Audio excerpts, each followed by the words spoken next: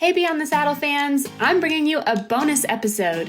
Denise Alvarez of the How to Market Your Horse Business podcast, she reached out to me and wanted to do a joint episode together, so we did just that. So here it is. Please enjoy our episode, 5 Hidden Careers in the Equine Industry and How They're Crushing Marketing.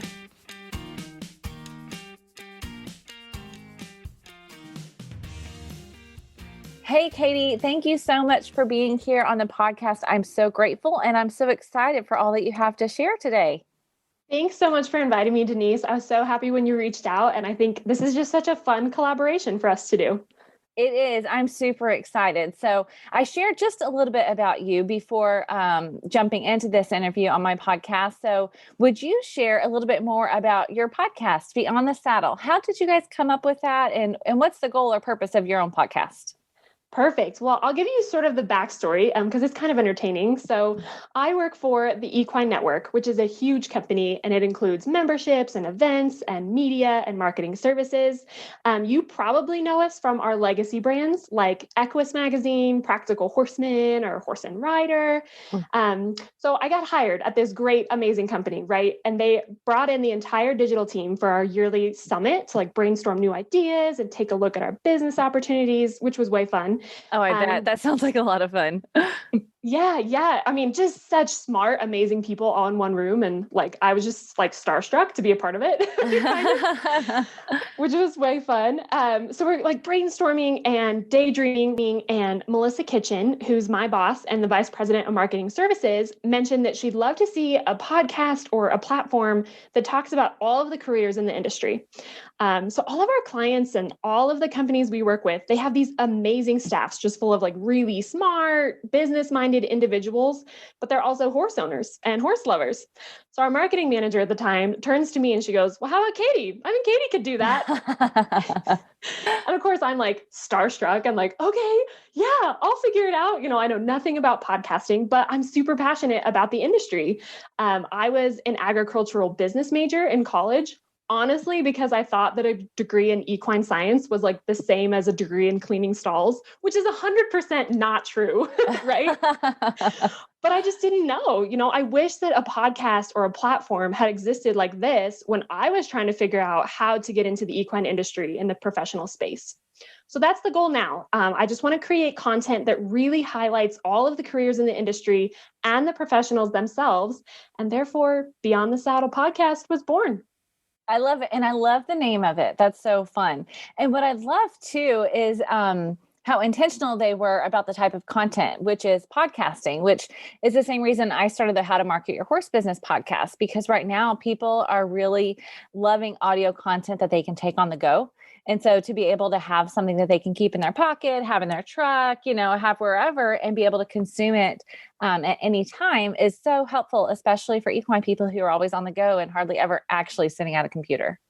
Yes, for sure. The Equine Network has a whole network of podcasts for that reason, right? Because, we offer print content and social media, is our jam, but having that podcast platform is kind of a new space for us, and it's super exciting. So we've seen some great growth there, and Beyond the Saddle is one of them. So I'm just happy to be a part of it. Yeah, that is so awesome.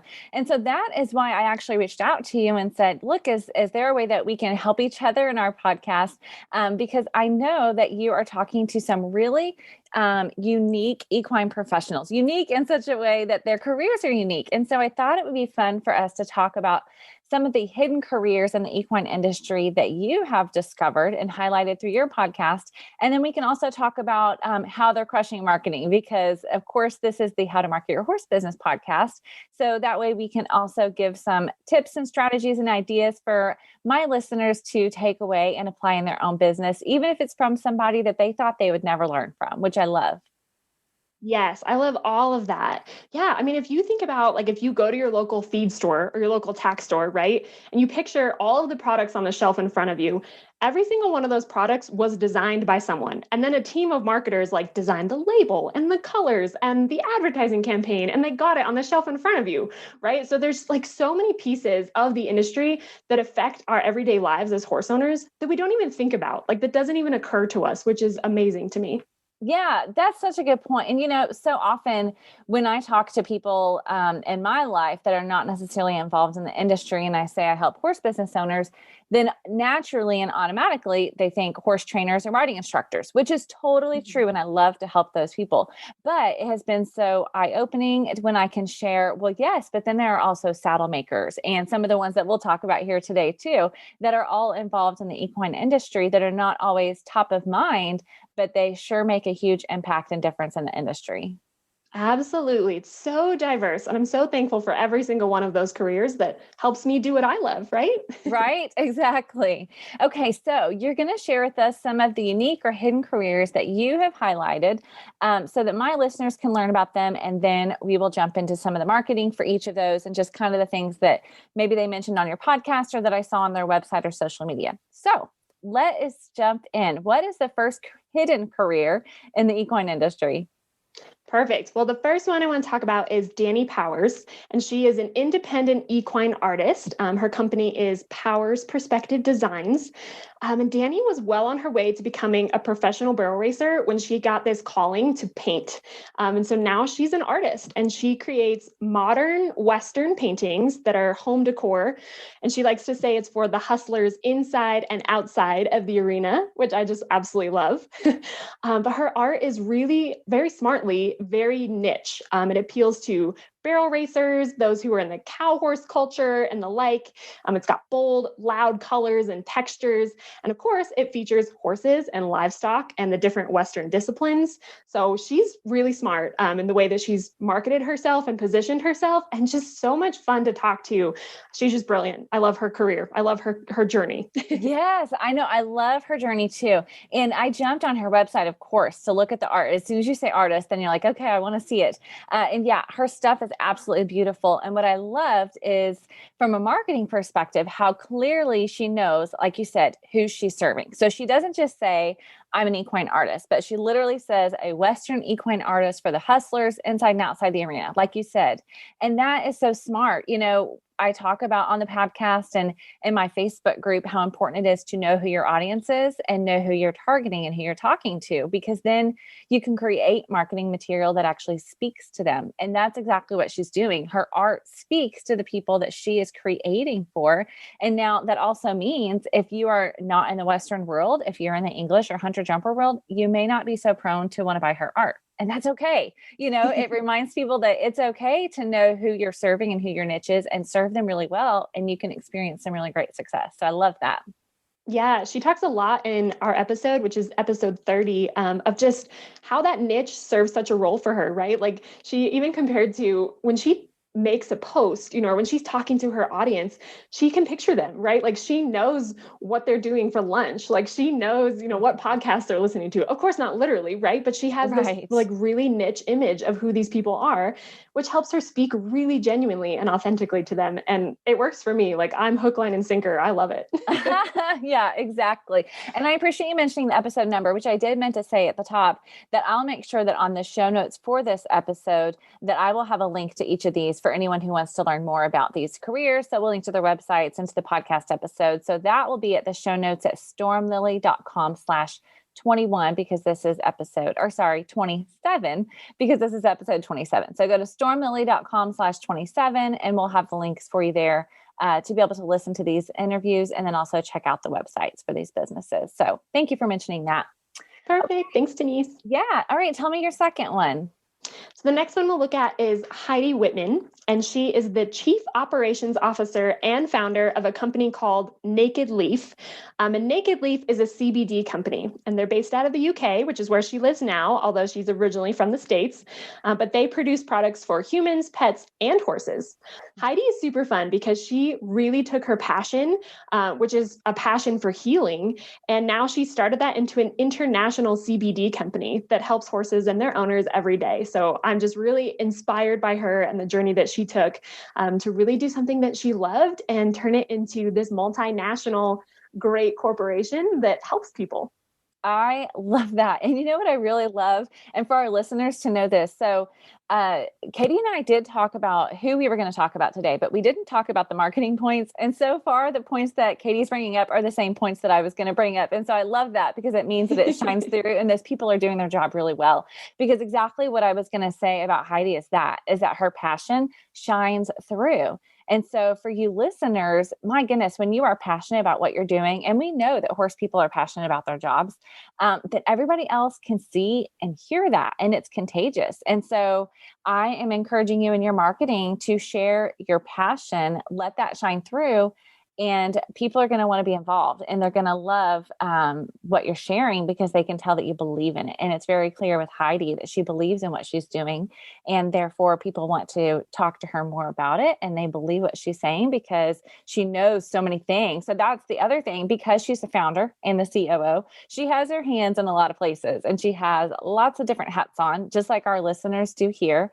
But that benefit is that when she's talking to people, she can share the different aspects of her business, depending on who she's talking to and what their interest is. So again, for you listeners that are horse business owners, sometimes you might think it's a little bit of a hassle or frustration that you have to wear so many hats. However, I encourage you to try to look at it as a positive and think of how that means you can talk to so many different people and you know exactly what you're talking about, no matter what questions they might have to ask because you have your hands in it. Was there anything else that stood out to you, Katie? But I love that you shared about the passion because that is exactly what I thought too. When you're passionate about what you're doing, people can tell and success is going to follow. Yeah, you hit the nail on the head, Denise. I mean, Heidi is 100% immersed in her company, which I think is a good note for, any person in the professional space to take up on because she knows it inside and out, and therefore she can advocate for it 100%. And their voice is so clear. Like if you go to their website and then go to their social pages, or if you sign up for their newsletter, the voice in which they speak to you is so crystal clear and so consistent because it's authentic, right? Like she believes in what she's doing. She's passionate about what she's doing, and that has spread across the company. So I think they're just a really great example of a way that even on like a hot button issue like CBD, they're still, they're educating, they're definitely speaking from a place of knowledge, but it's also a place of like, hey, we want to help you, like they have fun with it in a fun light too, which is great. Yeah, absolutely. That's another super good point. So yeah. All right. Let's move on to the third one. What's our third hidden career in the equine industry? Yeah, I should say, so Heidi Whitman's episode is number 17. So if you want to go check that out. Yeah. The next one is episode 25, and that is with Brandy Phillips. And she is actually a trick rider, which is super fun. I think everybody probably has an image in their mind of what a trick rider does, if you've been to a rodeo or like other equine performance. But she's a contract feature performer, typically for rodeos or just equestrian events around the world.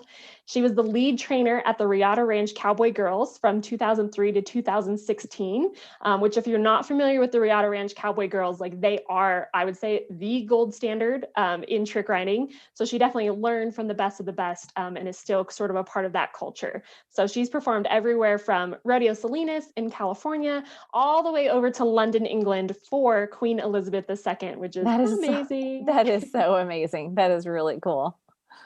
She's way fun. She's just such a down-to-earth person too. I met her, or I saw her perform at the Art of the Cowgirl event last year.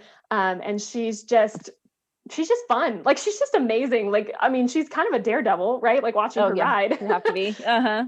Yeah. But she's, again, another one that's really passionate about it. And, she fell into it as a teenager and has stuck with her since, through to today and what she's done with it, which is amazing.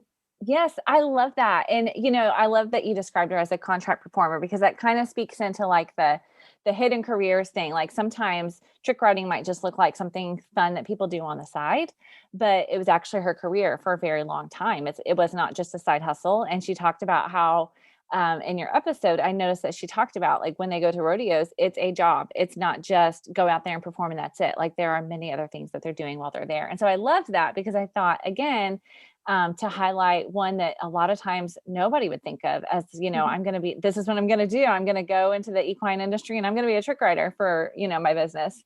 So I love that. One of the things I noticed that she said in that episode that I thought was so good for anybody listening, and especially for horse business owners, was she said, if you wanted to start out in trick riding, to get a good coach. And obviously in trick riding, it's life and death. So if you start to get out there and decide to try some trick riding on your own and it doesn't work out so well, that speaks to why you need a coach. And so for horse business owners, they might be thinking, well, yeah, but it's not life or death here. But the thing is, as a horse business owner, when you're wanting to do marketing well, when you're wanting to do sales well, when you're wanting to do horse training well, all of those things, it's so important to be intentional to build those relationships and get solid advice and coaching from people who have A, been there before, or B, maybe they're just an outside or an objective third party who has some skills in an area that you don't have. So it might even be, writing copy for your website, it might be doing the social media things, but it also might be just general business operations. If you have a lesson barn and you're like, I don't know what other people are doing, maybe you can find someone else that's been successful at it and figure out the ins and outs of it, So I thought it was so smart of her to say, get a good coach. And I think that applies to so much more than just trick riding. For sure. I think her cute little quip that she put in there when she was talking about that was, eagles don't hang out with chickens, right? Yes. Yes. She learned from eagles. Yeah. Like she didn't, you don't learn to team rope from, somebody who can't rope the dummy, right? Like you learn from the best of the best. Same is true of trick riding. Same is true of any skill you want to learn. You learn from the best of the best. Like you're going to carry those skills through. Yes, that is absolutely true. And yes, I had actually never heard that quote before, and I thought it was brilliant. That's a really good. It's such a good visual, right? Yeah, it is. It is. And who wants to be, if you're given the choice between the eagle and the chicken, obviously you're picking the eagle. That's so right. I love it. Okay. All righty. So let's keep going then. Tanner Isaacs, I think, is our next hidden career in the equine industry. Tell us a little bit more about him. Yeah, so I interviewed Tanner for episode 24, and he is a breeding farm manager for Vista Equine, Colorado, which is right up the road from me. And it's a full service breeding farm located here in northern Colorado, and they stand a handful of stallions. They also offer mare and foaling services, and then they have a full sales fitting program. So it really is like an around the year kind of operation for sure. And their clientele ranges from barrel racers to reiners to Arabians. I mean, they've got pretty much anything you could think of in that barn, either standing at stud or mares in to be foaled out, which is busy, like especially this time of year here in spring. I mean, they are hopping. But Tanner's he's tons of fun to talk to about how he manages the facility itself, but also the clients in and out, and the horses in and out.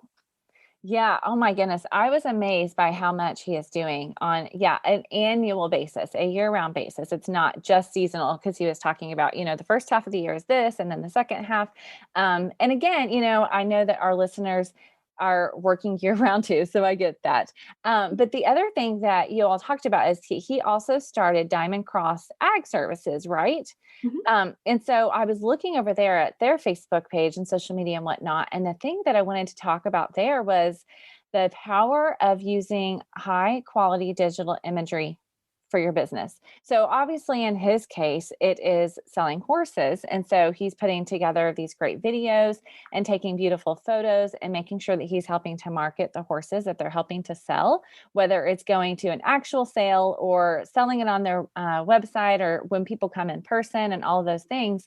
But he is a great example of knowing that high quality digital imagery can really help make the biggest difference for your business when you're trying to make a sale. So when people can see what you're offering, or so if you don't have a product that you're selling and you have a service, when you can show them that service and you can show them what that service can do for them visually, it can make such a difference when you're trying to market your business, right? Absolutely. Yes. And I encourage everybody to go check them out, Diamond Cross Ag Services, and just drool over like the photos he's taken and some of the videos they have, because I mean, the horses themselves are to die for, gorgeous, yes. Which also helps. But yeah, he sort of fell into that niche of, hey, like we have all of these great horses either going to a sale or we have stallions we need to market. What better way to do that than with crystal clear, really jaw-dropping, stunning photography? And I think like the horse industry, like we're kind of lucky because we have really beautiful subjects. I know, right? Isn't that true? Yeah. So you just get to fine tune those skills or reach out to the people that have them to make sure that you're capturing for your business the best aspects, right? So that you can really showcase what makes you great. Yes, absolutely. And as you said that, I am reminded, and I'll make sure I link to this in my show notes, but I did an episode a little while back ago with an equine photographer, and she talked about some of the specific tips in preparing if you're going to have somebody come and take pictures at your business. And so I will make sure and link to that into the show notes as well, because yeah, you're right. If you can't do it yourself, you definitely can hire somebody and it will make the world of difference for sure. And obviously, he runs a very successful breeding program, and he started doing that because he knows the difference that it can make. Yes, for sure. The other thing I wanted to point out about Tanner that he mentions in his episode is that he runs the internship program. So Vista Equine has a really unique relationship with the university, which is Colorado State is closest for them. And I think there's an opportunity there that businesses should really think about hosting internships and reaching out to their local university and getting kind of that younger labor force in there, just for like fresh perspective and also to help grow your business. So I think Tanner's a really good example of how they've done that. Yeah, I love that. I really appreciate you mentioning that. That's a very good point.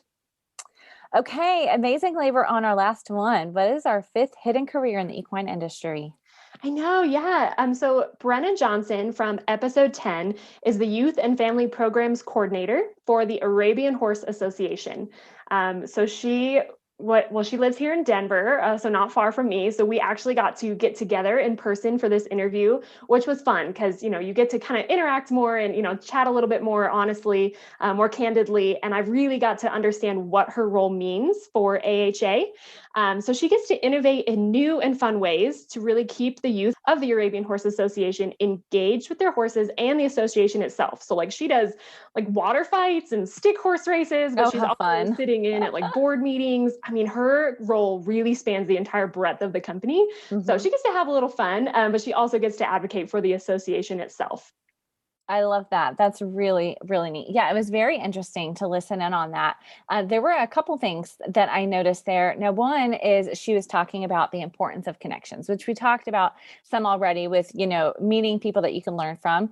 But in this point, she was talking about, when they go and they have a horse show and maybe they need to have some horses there that they need to plan ahead, then they have connections at their association that they're able to call on and say, hey, can you bring your horses in for this show? Here's what we need.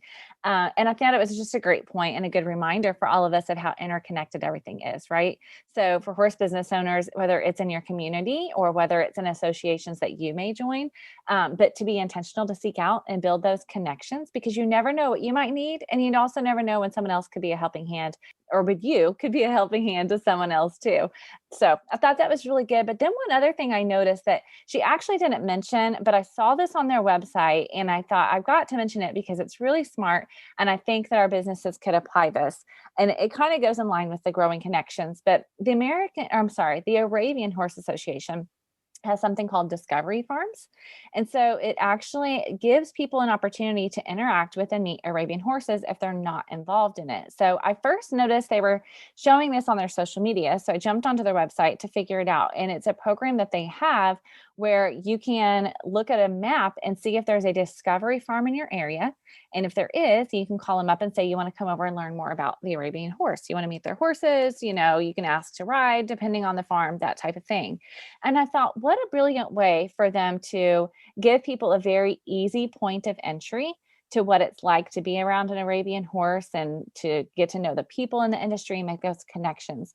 So it does not matter what kind of horse business you have, you definitely can give people a taste of what you do or what you offer, even if they can't physically experience it. So maybe you have one location, so you can't say, yeah, wherever you are in the country, there's a discovery farm nearby. However, maybe you can do a virtual tour of your business and make that available online, or maybe you can host a virtual event of some sort. There's a lot of different ways that you can just give people a taste of what it is that you do or what it is that you offer to help them to experience it and see if it's for them. That is a brilliant thing to point out from that episode. I absolutely love that. In that same vein, another really smart thing that I think AHA does is they understand that there's a lot of people out there who love horses, but don't have them themselves, right? Or don't really have a way to get involved. So the Discovery Program is a great example of that. Maybe a more simple way that they also do it that you can also apply is just offering volunteer opportunities. Like they're really good about just reaching out into communities that love horses, for them that love Arabian horses or want to get involved. And they've got all these different ways that you can engage as a volunteer at the events, at local barns, at things like that. So I think that's something to keep in mind too, that, don't forget your surrounding community of people who love horses that maybe have no intention of ever buying one, or owning one in some capacity or leasing one or whatever, but still want to have some connection and still want to be able to engage. So, and maybe that's volunteering. Yeah, that's a really, really great point for sure. And especially these days, no matter where you are, there's almost always a nonprofit of some sort or a therapeutic riding center of some sort that could use volunteers. And so I love that point. That's a really good one. Okay, that was so fun. I really am excited for my listeners to get to hear this. And then I know it's going to be on your podcast too as a bonus episode. So thank you for that. And I think it's going to be so fun for people to get to meet each one of these. And like I said, I will have links to each episode and each business and all the things at the show notes at stormlily.com/27. Now, Katie, is there anything else that you think my listeners and your listeners should know about careers that are beyond the saddle? Yeah, I just want to give you some food for thought. So everybody listening, just sort of thinking about where you are in the industry and how you interact with the equine industry. The overwhelming theme that I've noticed from hosting Beyond the Saddle is that everyone in the equine industry has been so willing to share their journey and their perspective, which to me really speaks volumes for the kind of people that are in this industry. So if you have questions about a career or whatnot, reach out. I really encourage you to reach out. Odds are that someone is willing to talk to you about it. And if you admire the work of an equestrian company, either what they're doing as a marketer or just as a horse owner, you just love programs that they offer or whatnot, please let them know, right? The only way that we can lift each other up and open more doors for each other, that's more opportunity for all of us. So the equine world is such a great place to work and play, right? Yeah. And so many of you, I'm so blessed to work in this field that I'm passionate about. So don't take that for granted. Help each other and celebrate that. Celebrate each other and celebrate what you do every single day because it's worth it. It's amazing. That's beautiful parting advice. I love that. That's so, so true. Do not be afraid to reach out. And even when you see somebody that you think oh, they're so successful, they don't have time. You just never know. I'm sure that they had somebody that poured into them when they were coming up in the ranks. And so they may just be wanting to return that favor. So yeah, that's brilliant. I love that, Katie. Well, thank you so much again for being on the podcast today. I really appreciate it. Thanks so much for having me, Denise. This was fun. I hope your listeners, took away some great little nuggets of wisdom, and go check out Beyond the Saddle if you want to learn more about different careers. And I'm sure that my listeners are going to be super excited to hear all of these little pieces of advice that we've kind of gleaned from each of these 5 episodes. Yes, I'm excited and grateful too.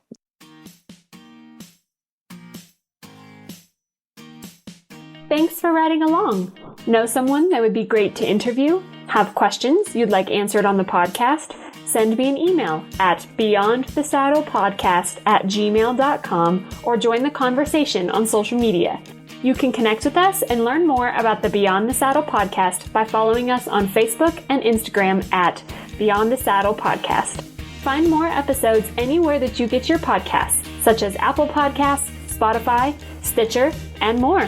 Beyond the Saddle is a production of the Equine Podcast Network, an entity of the Equine Network.